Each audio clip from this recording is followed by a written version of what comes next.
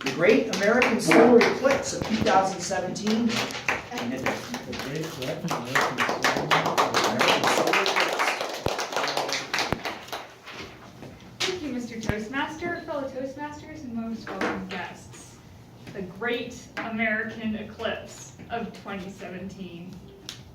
When I was younger, my dad used to take my family to the planetarium, the Science Museum in San Francisco. We'd go all the time, and I'd seen their presentations over and over and over, and yet I don't seem to have retained much.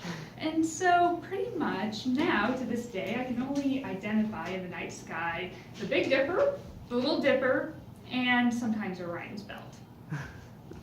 So when the eclipse was announced and that the big Decker family reunion was going to happen in Idaho Falls, which was in the path of totality, I wasn't exactly sure what all the hype was about. And actually, I was mixing it up with the equinox when I was telling people that I was going to be away for this week. And they both start with E, so close enough.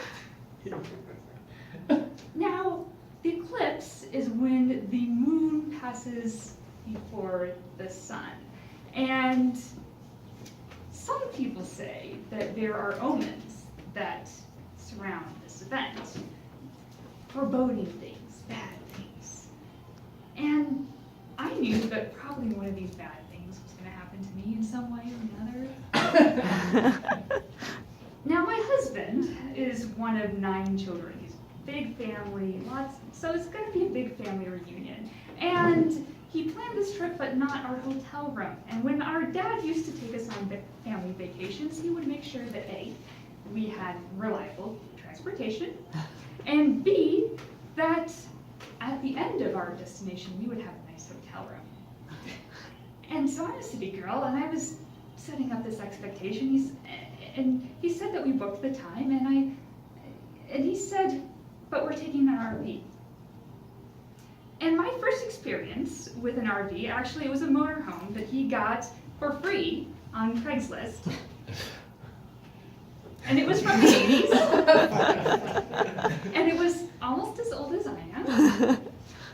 And needless to say, it was the worst RV vacation that I had.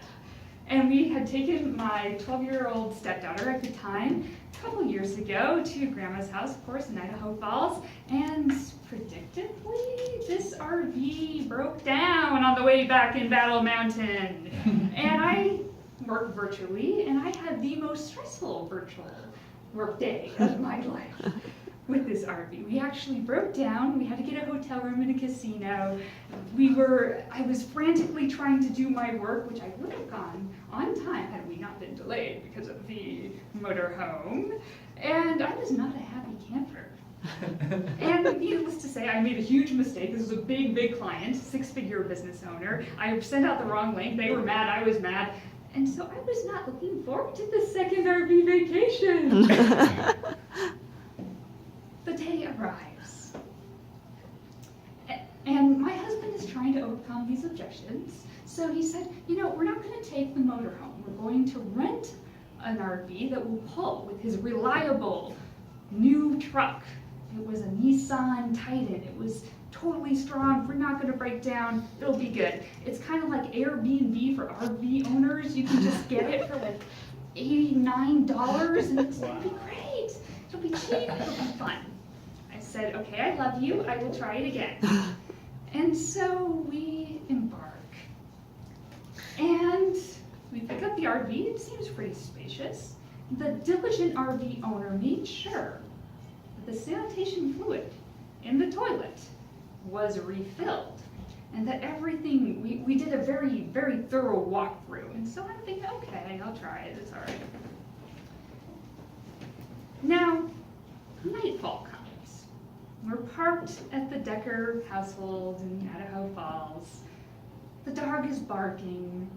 The grass is aggravating my allergies. And I'm feeling a little bit of claustrophobia. Like maybe I am in a coffin with a porta potty. And at 4 o'clock in the morning, I can't stand it anymore.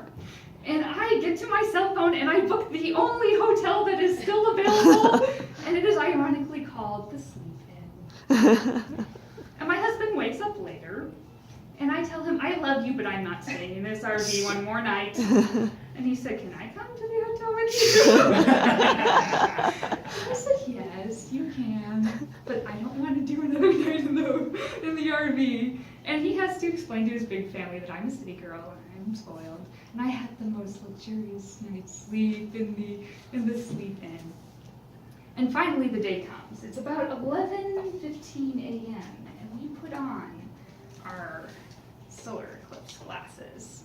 We gather at the Decker backyard, and we see the tip of the moon start to cover the sun.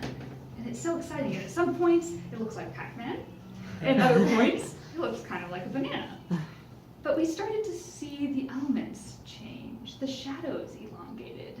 The light was kind of eerie. And at total eclipse, it was majestic.